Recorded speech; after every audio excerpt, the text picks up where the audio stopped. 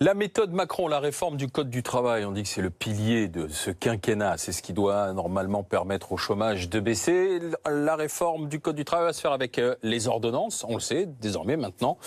Elles seront dévoilées fin août, dans quelques jours. Aujourd'hui, le ministère du Travail reçoit les partenaires sociaux. Non pas Madame Péricot, c'est son directeur de cabinet qui reçoit.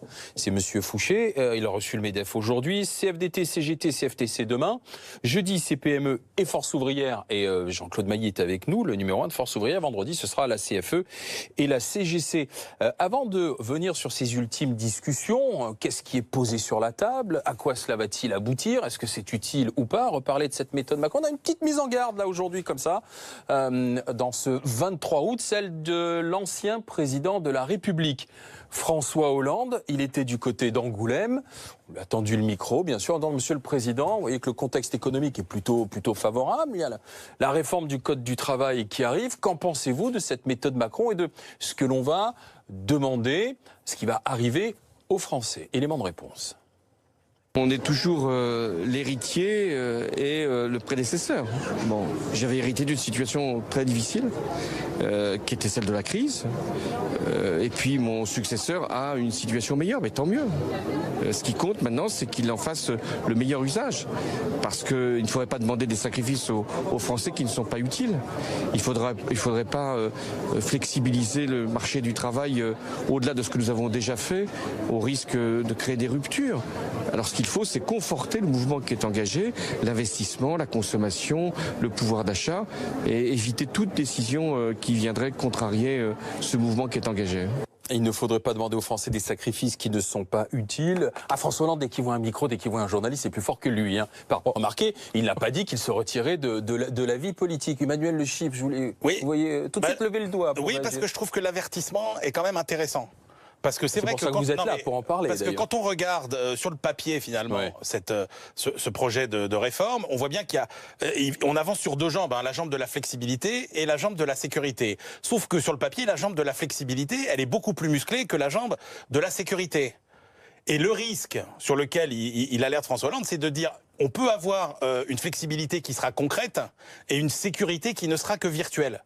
Et là, attention, parce qu'effectivement, ça peut produire des dégâts en matière sociale. Alors, on va y venir sur le contenu de cette réforme du Code du travail, mais Christophe Barbier, François Hollande, c'est bien l'ancien président de la République, c'est l'homme qui n'a pas pu se représenter pour un second quinquennat, qui était à un niveau record d'impopularité. Donc, je veux bien qu'il parle encore, mais quand on parle, il faut que ça puisse imprimer. François Hollande, à qui s'adresse-t-il? Aux Français ou il s'adresse à une partie de la classe politique qui se trouve à l'Assemblée nationale? C'est très politicien. La démarche et le contenu est très politicien. Alors il a une bonne raison de parler, c'est qu'un certain nombre de chiffres économiques donnent l'impression qu'on profite aujourd'hui d'un travail de fond fait depuis 2014, depuis le tournant des vœux du 31 décembre 2013. Très bien.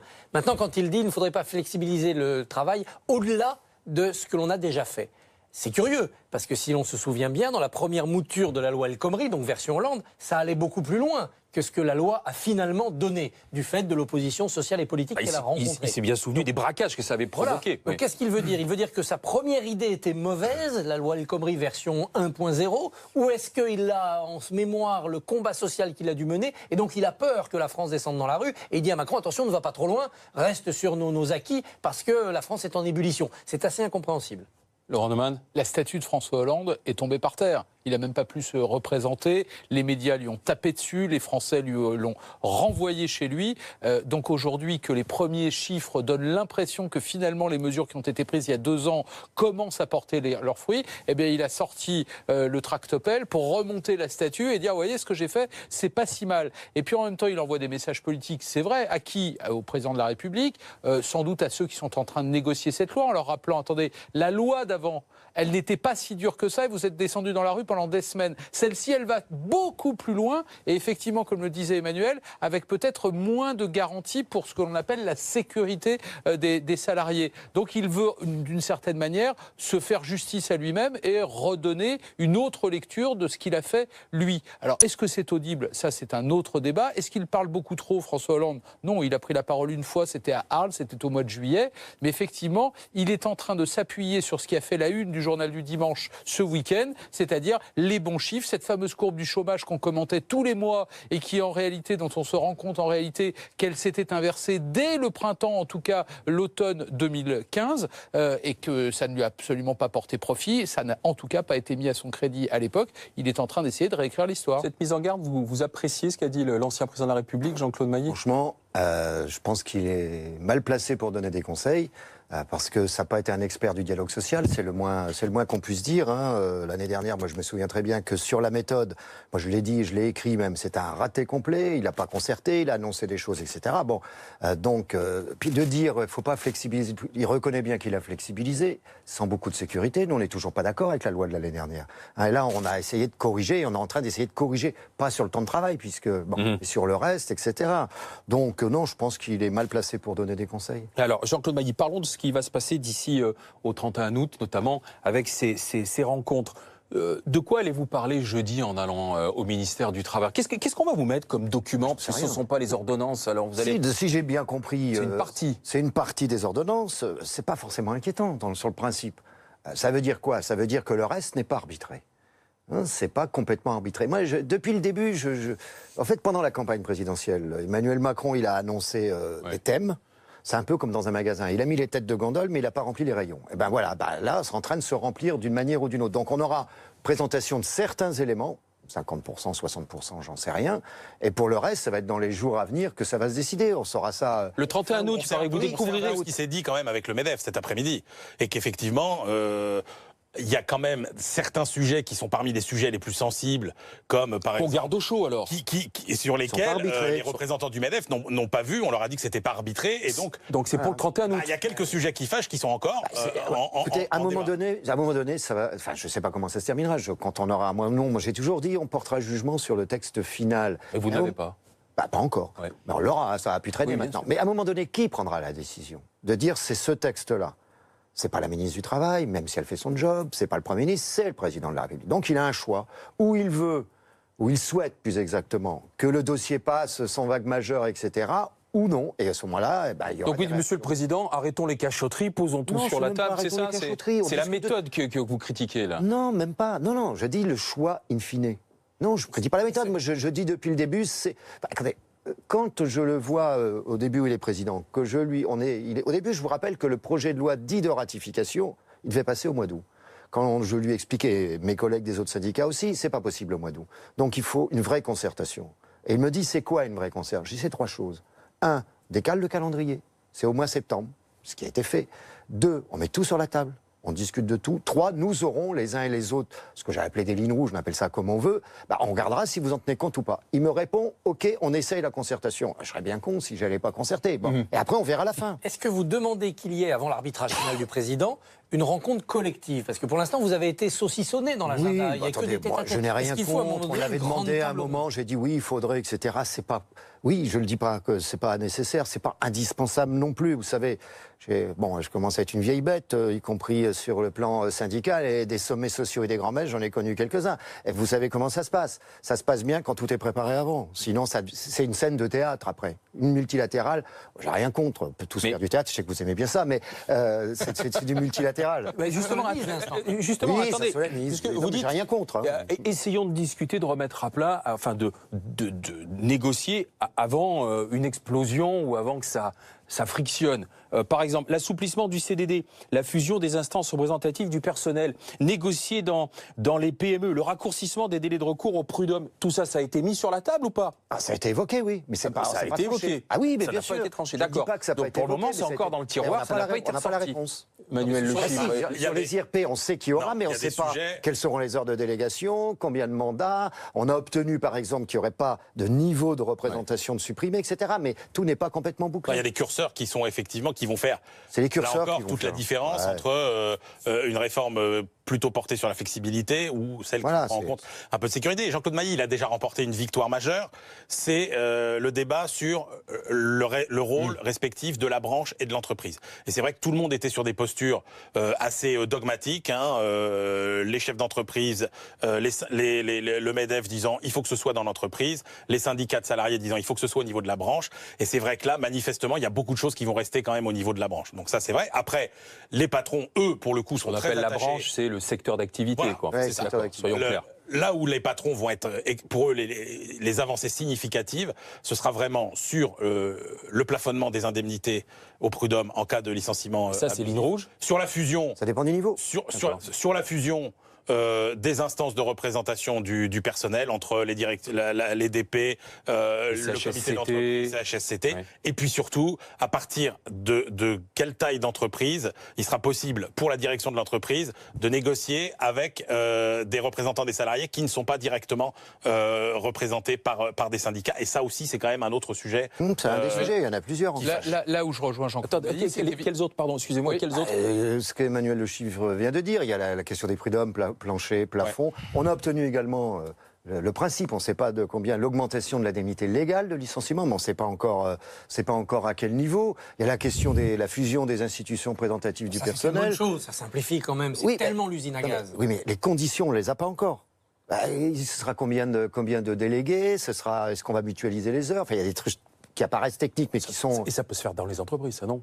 Ah non, ça c'est le texte de loi ou l'ordonnance qui va définir les règles. Après, donc, on a obtenu aussi, a priori, mais j'attends les textes, que sur les questions d'hygiène-sécurité, il pourrait y avoir une commission au sein de l'instance unique. Quelques spécialistes dans l'instance unique. Oui, mais avec des réunions spécifiques hygiène-sécurité. À chaque fois les réunions. Oui, mais des réunions spécifiques avec des spécialistes de la question. Voilà, tout ça n'est pas encore bon. Alors, et puis, il y a les délais de prescription. Ce qui est intéressant, c'est que ça tranche carrément avec la méthode Hollande. On parlait de François Hollande. C'est pas du tout ce qui s'était passé au moment de la loi El Khomri. On avait mis sur la table une première mouture. Ensuite, on l'a vidé en partie de sa substance devant la colère générale.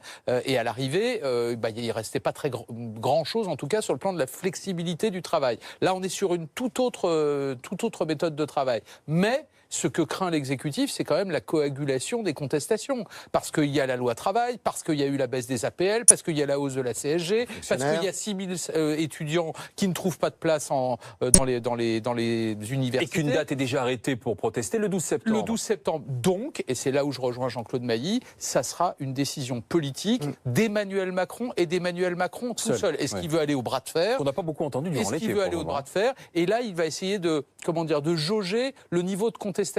Et la date du 12, elle est très importante, parce que le 12, mine de rien, c'est donc une petite dizaine de jours avant le fameux Conseil des ministres où on va présenter ce texte. Et là, on va pouvoir jauger. S'il n'y a personne dans la rue, il va pouvoir peut-être aller un peu plus loin que prévu. Mais si la manifestation s'annonce extrêmement forte, là, il y a des chances qu'il fasse un petit peu marche arrière. Vous avez l'intention d'avertir le président quand même via des canaux en disant attention, on est prêt à y aller quand même, on n'est pas mais descendre. tous les messages sont passés. Moi, je joue toujours carte sur table. Donc tous les messages sont passés. Après, chacun ses responsabilités. Je peux vous dire une chose. Si ça ne marche pas, ce ne sera pas de notre faute, ce sera de la sienne. Il faut qu'on comprenne quand même quelle est la méthode. C'est-à-dire parce que là, on parle de rencontre avec les représentants du ministère du Travail, de Mme Pénicaud. C'est pas Mme Pénicaud qui est à la manœuvre d'ici la fin de la semaine. Ce n'est pas non plus Pierre Gattaz et ce ne sera pas non plus Jean-Claude Mailly. Non, je dis non. D'accord, donc ce sont les délégués des uns et des autres. On parle des ordonnances le 31 août, mais précisément, pour que les Français comprennent la méthode, c'est quoi passer par ordonnance? Ça se concrétise comment et à quel moment est-ce que c'est adopté? Ça veut dire quoi concrètement? Ça veut dire, c'est un outil l'ordonnance. Ouais. Moi, je ne suis pas obligatoirement contre. Il y a des ordonnances sur lesquelles on était tout à fait... Enfin, maintenant c'est fait, le Parlement a eu le feu vert. Donc, l'ordonnance préparée par le gouvernement, il y a un projet de loi dit d'habilitation. Ça veut dire que le Parlement regarde donne son accord sur les thèmes. C'est peu comme une carte au restaurant, quoi. Vous avez tous les plats possibles. Ensuite, le gouvernement travaille, consulte pas. Enfin là, il consulte, il concerte, etc. À la fin, ça passe en Conseil des ministres. Le texte, vers le 20 septembre, passe en Conseil des ministres, sera publié dans la foulée. Le 25, au journal officiel. Où le Parlement n'a pas encore voté. le projet de loi dit de ratification, ce sera d'abord une valeur réglementaire, et si le Parlement vote, il y aura une valeur législative. Ce qui est important, c'est que c'est applicable dans les entreprises dès le lendemain de l'application. Dans le domaine réglementaire. Dans le domaine réglementaire. Donc ça veut dire que si appel d'air il doit y avoir sur les embauches, sur la signature de CDI, si ça doit marcher, pour quand on le verra très vite. Et c'est à fin septembre. Tout de suite. C'est tout de suite Oui, parce que le contexte est favorable. Effectivement, on citait le journal du dimanche, ce qui dit ça va mieux, ou ça redémarre, ou les compteurs. Le contexte est favorable, les outils arrivent. Donc fin novembre, quand on aura les chiffres du chômage de fin octobre, on verra déjà l'efficacité du premier mois d'application du code du travail. Vous doutez. Sur l'emploi, ça va pas donner. Attendez, Jean-Claude Mali, vous doutez. Non, vous n'y croyez pas. Il peut y avoir des déblocages, je dirais, d'ordre psychologique. Je vais prendre un seul exemple. Il faut savoir que 80% des salariés qui saisissent les prud'hommes sont des salariés de TPE, PME. Dans les boîtes plus importantes où les syndicats sont là, il n'y a pas besoin souvent d'être au prud'homme. Ça négocie avec les organisations syndicales ou pas. Bon, si ça peut débloquer psychologiquement certains éléments en disant je vais pouvoir embaucher parce que j'ai pas la peur de. Bon, peut-être ça aura peut-être un effet psychologique. La raison elle est psychologique. Je ne crois pas moi que je caricature, si on casse le code du travail, ça va créer de l'emploi. Tous les pays qui s'y sont livrés, ça va pas marcher. Et on raconte tellement de bêtises sur ce qui se passe à l'étranger. Vous savez, quand j'entends par exemple en Suisse il n'y a pas de code du travail, oui, mais ça s'appelle pas le code du travail. C'est une jurisprudence très épaisse qui est aussi grosse que la nôtre. Il faut arrêter de dire des bêtises. Et 80% des entreprises font mieux que le code du travail. Et 80% font mieux. Donc voilà. Bon, il n'y aura pas un effet massif. Si bien la situation économique, effectivement, s'améliore, les indicateurs, etc. J'ai lu que certains économistes disent d'ailleurs il y a une part, c'est à au moins 60% dû au contexte international. 60% contexte international, voilà. 60% ce qui se passe en ce moment, et 20% ce qui se passe en ce moment, et 20% le prédécesseur. Oui, mais Jean-Claude Mailly, ce genre de réforme, là pour le coup tous les travaux d'économistes montrent, c'est que dans un premier temps, ça incite les entreprises à se débarrasser des licencier parfois. Licencier. Oui, non, mais il peut y avoir un effet négatif à court terme. Le premier effet de ces réformes, ça n'est pas de faire baisser le chômage, c'est plutôt de le faire monter légèrement. Et ça, politiquement, c'est un risque aussi. Oui, bien sûr. La question que je me posais, c'est quand on se souvient de tous les débats qu'il y a eu autour de la loi El Khomri, qu'est-ce que l'on met sur le plan de la flexibilité, qu'est-ce que l'on met sur le plan de la sécurité? J'ai l'impression que dans toutes les discussions qu'on a, on parle beaucoup de flexibilisation du marché du travail, c'est ce que disait Emmanuel tout à l'heure, et il y a peu de choses sur la sécurité. Alors que bizarrement, alors qu'il y avait beaucoup de monde dans la rue contre la loi El Khomri, il y avait plus de choses dans la loi El Khomri pour protéger les salariés qu'il n'en a aujourd'hui. Ou est-ce que je me trompe? Le grand travers de la loi dite El Khomri, c'est pas elle qui est responsable d'ailleurs, le grand travers de la loi dite El Khomri, c'est justement ce que j'avais appelé, c'est moi qui ai développé ça l'année dernière, ce qu'on appelait l'inversion de la hiérarchie des normes. Sur toutes les questions liées au temps de travail, la branche, le niveau national n'existe plus. Et on voit, c'est maintenant que ça rentre en application. Et c'est là qu'il y a des tensions en ce moment, dans certaines entreprises, sur cette question-là. Maintenant, quand on regarde sur différents dossiers, la fusion des IRP, c'est pas obligatoirement une mesure de flexibilité. Ça peut être une mesure... C'est comme simplifier le code du travail. Moi, j'ai rien contre. Le problème, c'est on retire pas des droits. Voilà. Vous savez, le code du commerce et le code des impôts, ils sont aussi compliqués. Mais sur l'indemnité... attendez, s'il y a une augmentation de l'indemnité légale, si sur la branche, au niveau national, ce dont parlait Emmanuel tout à l'heure, on a de nouveaux thèmes de négociation dans les branches, sur la qualité de l'emploi, sur la GPEC, etc., ça, c'est pas de la flexibilité, c'est apporter aussi, sont des éléments qui peuvent apporter plus de sécurité. Emmanuel Eschip, tout à l'heure, vous nous disiez, cette réforme, elle avance sur deux jambes. Il y en a une, pour moi, qui est plus musclée que l'autre, c'est la branche de la flexibilité, c'est la jambe de la flexibilité, plus que celle de la sécurité. Mais en économie, on apprend toujours que ce qui fait fonctionner l'entreprise, c'est le carnet de commandes. C'est pas la réforme du code du travail. Donc là, la garantie, vous l'avez dit vous-même, que dans les semaines ou les mois à venir, on ait un beau rebond de dynamique économique. On ne l'a pas, la garantie, là. Si, on est sur une dynamique de croissance qui est quand même relativement solide. Aujourd'hui, ça fait 4 trimestres qu'on est sur un rythme de 0,5% de croissance par trimestre, donc sur du 2% l'an. Et tous les indicateurs aujourd'hui avancés vous disent que ça ne va pas faiblir. Et donc là où il a une chance extraordinaire, Emmanuel Macron, c'est que là encore, tous les travaux d'économistes qui ont été faits sur quel est le bon moment pour faire des réformes. Eh bien, on vous dit que pour lancer les réformes, c'est quand ça va mal. Parce que il faut prendre conscience que, justement, il est urgent de réformer, mais que pour exécuter les réformes, pour les mettre en œuvre, c'est plus facile quand ça va bien. Et bien là, il a la chance d'être dans la période où ça allait pas très bien et ça va un peu mieux. Donc, il faut qu'il profite en plus de cette chance. Et en plus, il a une autre chance extraordinaire, c'est qu'il n'y a pas d'élection majeure en 2018. Ça ne s'est produit que, je crois, 9 fois sur les 50 dernières années, et encore moins quand on regarde une année post-électorale. Donc, il a l'amélioration de la conjoncture, pas d'élection majeure en 2018. Si c'est pas maintenant qu'il fait preuve d'audace sur le travail et à la fois sur le budget 2018, qui sera un autre enjeu, c'est quand même à désespérer. Et est-ce qu'il n'y a pas un leurre dans cette réforme du Code du travail, c'est-à-dire une réforme assez douce, très pointue, très technique, qui finalement ne vous met pas pour l'instant en colère, parce que se préparent les deux autres réformes qui vont être plus douloureuses, l'assurance chômage et la formation professionnelle, avec une dégressivité des indemnités peut-être brutale, et puis sur la formation professionnelle, la mainmise de l'État sur quelque chose qui relève pour Et l'instant on peut des ajouter les partenaires. retraites, et on peut ajouter les retraites qui vont venir dans la les foulée. retraites l'année prochaine, essentiellement. On en reparlera de la formation professionnelle, on a tous les chiffres, on raconte beaucoup de bêtises. Et vous ne sentez pas le gouvernement en embuscade sur ce dossier-là? Non, mais ça, sur l'assurance chômage, ça risque d'être folklore déjà, parce que c'est pas aussi simple que ça, dans ce sens où même les indépendants ne veulent pas d'assurance chômage. Qui va payer, etc. C'est loin d'être réglé cette affaire, d'une manière. D'ailleurs, je rappelle que sur ce dossier, il y a une déclaration commune de toutes les confédérations, de toutes les organisations patronales, en disant attention à pas faire de bêtises. Donc c'est un dossier qui va être compliqué, celui-là. Alors c'est vrai qu'il y a celui-là, il y a la formation professionnelle, l'apprentissage, et il y a les retraites. Juste, il y a un élément que je voudrais rajouter par rapport à ce qu'a dit Emmanuel Le Chiffre sur le calendrier, etc. N'oubliez pas non plus que le 24 septembre, il y a les élections allemandes et que ça pèse dans le calendrier. Et les sénatoriales aussi un petit peu, mais ça pèse beaucoup moins. Pèse beaucoup moins. Et parce qu'il y a tous ces dossiers qui vont venir après celui-ci, Emmanuel Macron, l'exécutif, le gouvernement ont tout intérêt à ce que ça se passe le mieux possible pour ne pas hypothéquer les dossiers suivants qui sont au moins aussi importants, peut-être plus pour certains. Et les Allemands vont être contents. Le Code du travail, c'était important pour eux que la France y touche. Et puis, on va respecter les 3% de déficit. Donc l'Allemagne applaudit. C'est bon pour l'emploi. Il y a de l'affichage et puis après il y a la réalité des choses. Merci Jean-Claude Mailly d'être passé par BFM TV, par BFM Story, et des éléments de réponse seront apportés jeudi matin, rentrée politique du Premier ministre Édouard Philippe en direct à 8h35 sur BFM TV.